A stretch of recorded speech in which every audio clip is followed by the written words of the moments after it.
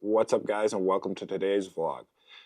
One thing I get asked about a bunch is kind of the reptiles I have in the background, and if you guys have watched some of my instructionals, sometimes you actually hear crickets chirping in the background because that's what I feed these reptiles, right? A lot of people have been asking for me to kind of show them off, so what I'm going to do today is kind of go around to each of the cages, show you what I have in each of the cages, kind of give you a little insight into their background, give you a little insight into their care. A lot of these guys come from Madagascar, so their care is all pretty similar. We'll probably start off with the Panther chameleons and then kind of move on from there. Start this video off here with Peppermint. Peppermint is a Panther chameleon. I have a bunch of Panther chameleons. I will show you a few different ones and kind of describe the differences between them. There's not a significant difference between most of them besides the fact that their colors look different. Their colors are determined by where they come from in Madagascar. Peppermint is a Cap Est. He comes from that location in Madagascar. And he has this like white, red, and blue coloration. Now, right now, we're in the middle of winter. So he's actually a little bit duller than he would normally be. Usually his reds are a little bit brighter, and he'll actually get bright, he'll get like bright white with bright red. I'll see if I can throw in a video of him all colored up like in the midst of summer. Not all chameleons go through a wintering where they lose their color, but this one does seem to specifically go through a wintering where he always loses his color. You know, care for these guys, a lot of people think they're really complicated, but in reality they're not all that complicated.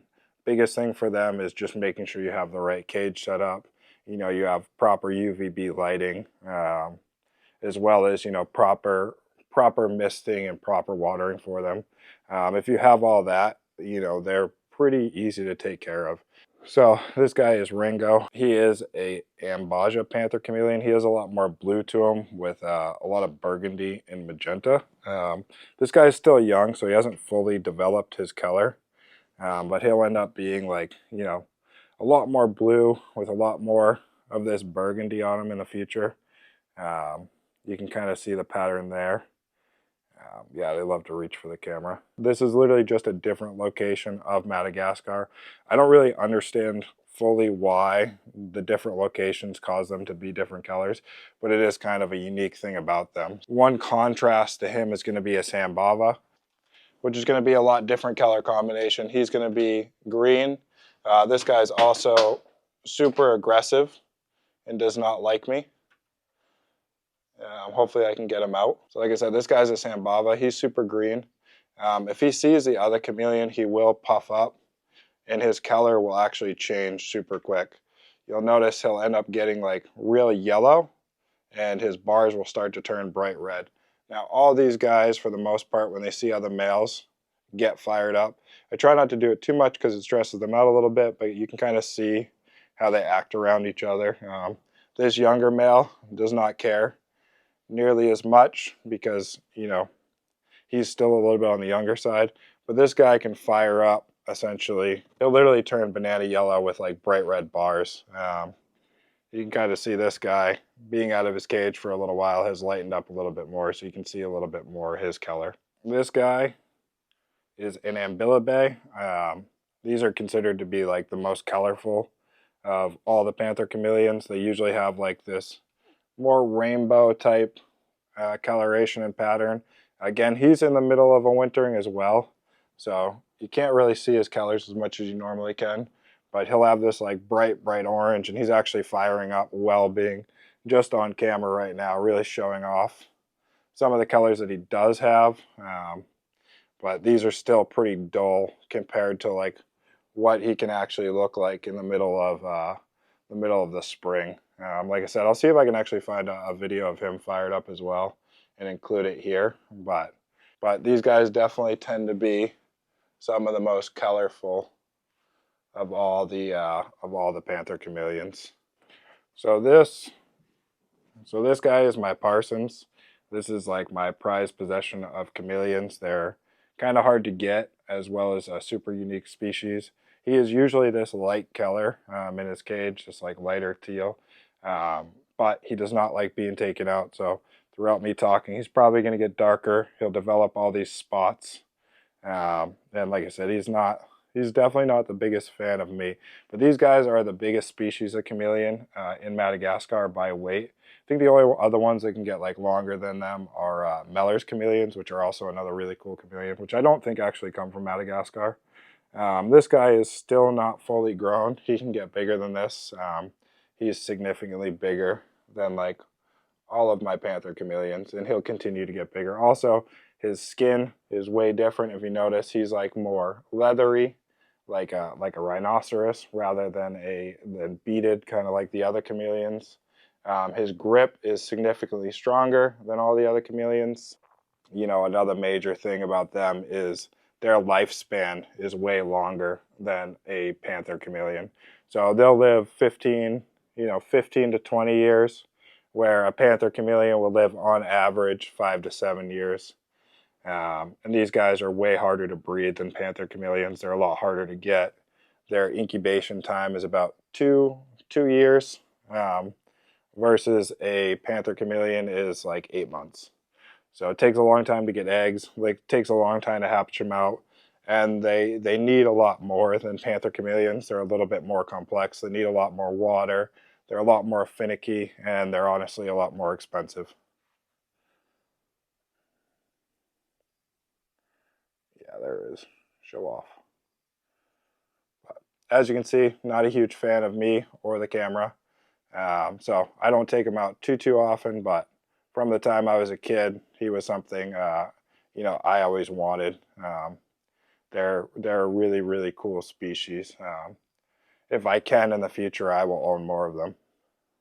All right, guys, so I'm going to show off the leaf tails a little bit now. The leaf tails are really jumpy. They're hard to hold on to, so I'll see if I can get them out. I've actually had them jump away from me before, and it's definitely a pain in the butt. You don't want to lose them.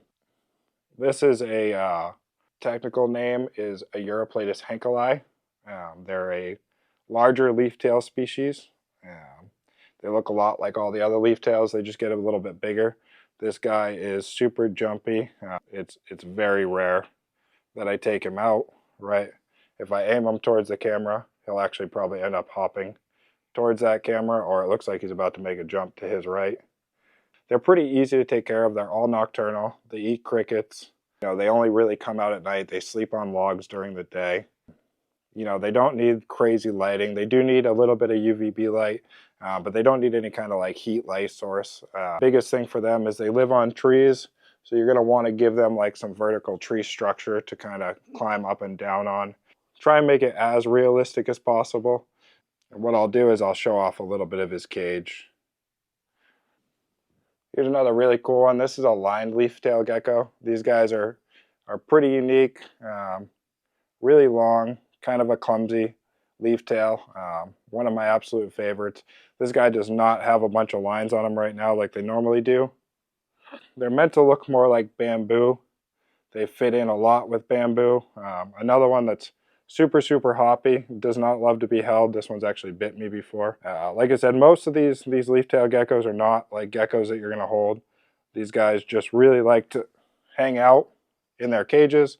They're super jumpy, but again, super cool species. Not a ton of people own them. They're not super hard to care for. Just most people don't really understand properly how to care for them. As well as everybody kind of wants a gecko you can hold, or something you can pet and hold. Where these guys are not exactly that, but these guys are super fun. I have a smaller female, and I'll see if I can get her out. I don't take her out because she is small, and she got away from me one time and got into some other cages, or got under some cages, and I had to go find her. But she is has a lot more of the lined look, where lately he's had this like duller look. But they blend right in with the bamboo. I'm going to put him away before he jumps on my face. Alright guys, last but not least, this is a Mossy leaf-tailed gecko. I have a bunch of different ones of these. They all have like different patterns and looks. They all look like different types of moss. They're a really unique species. No two are really alike. Some are similar, but relatively no two are the exact same. But they all blend into moss differently. Some of these guys can be green, some of these guys can be white. They can have a big variance of patterns. I'll end up putting in some videos of what they look like. They also look different when they're just kind of hanging out versus when they fire up. But again, it's another species that doesn't like to be held. They're super, super hoppy. As you can see, that one hopped right up onto the camera. And I don't like pulling these guys out too much because if they get away from me, they are fast. And they will try to, and they definitely have no problem trying to get away from me. Alright guys, so that's most of the reptiles. There's a couple more I didn't show off. Maybe I'll show them off in later videos. One thing I did want to go over that I didn't go over in the videos is too much about their care. When it comes to the panther chameleons, they're all pretty relatively similar. You're going to want a 2x2x4 cage, a screen cage specifically to get them air. Make sure that they have good breathability, because a big problem with chameleons is like respiratory infections. So you're going to want to make sure that they have good clean air to breathe on a consistent basis. They also need a good like misting system or a good watering system. They don't drink from a water bowl, so they're going to need you're going to either need to constantly be spraying them every day, or you're going to want a misting system. That's what I use. It's an automatic misting system. A couple other things with them that are super important are lighting. They don't need like a heat bulb like your classic like bearded dragon or desert species. They don't need extreme heat. You'll actually burn their skin if you do, but they're going to need like a 60-watt heat bulb to keep them warm. They're going to want a basking spot around like 90 degrees, and you want their cage around 75-ish degrees during the day. They can have pretty big temperature drops at night. They can drop into like the 50s and they'll be fine. But one major factor is going to be UVB light. That's the biggest mistake you see people make with chameleons on a consistent basis, is they don't provide them UVB light, and they end up getting metabolic bone disease. It's pretty terrible. It's a very slow death for the chameleon, and a lot of people don't even realize that they're killing their chameleon before it's too late, and they actually see the effects of metabolic bone disease. You're going to want to provide a lot of live plants and give them a lot of opportunities to climb around. Bigger is always better with chameleons. With my Parsons, he actually has a 4x4x2 cage, and I'm actually going to upgrade that up to 6 feet tall pretty soon, because he continues to get bigger and bigger. That's a giant enclosure, but you want to make sure if you have a reptile, you're providing it the best life. A lot of people, give their reptiles the bare minimum. Now, with the leaf tails, care is relatively similar.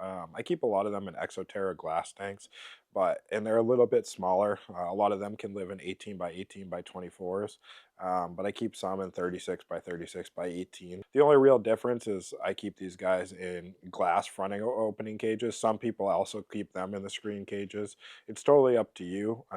As long as you can provide good airflow for them, they'll be fine. They don't need a heat bulb at all, in my opinion. They're nocturnal. They only come out at night. You do want to provide a little bit of UVB for them, because they are going to suck up that UVB just sitting on the logs during the day. They don't hide away, kind of like Leachianus geckos or crested geckos that don't actually need UVB. These guys will definitely benefit from UVB. They don't need a ton of it, but you're going to want to put that UVB light on for them. As well as their climbing structure is a little bit different. So with chameleons, you can use a lot of horizontal branches kind of going back and forth across the cage. You're going to want some vertical branches, but you don't want like big stumps with chameleons. With these with the leaf tails, you want to kind of give them big stumps, because they end up sitting on those during the day, and basically where they live in the wild is at the base of trees. So you're going to want to give them those big stumps to hang out on, and then what you're going to want to do is provide some horizontal branches for them to climb across. If you want me to expand upon any of this anymore, you can ask me in the comments if you have any questions. If you want me to make another video where I go into a deeper dive, I definitely will. But this was just kind of to give you guys a basic intro to the animals, so you can check them out and give you a little bit of insight into their backgrounds.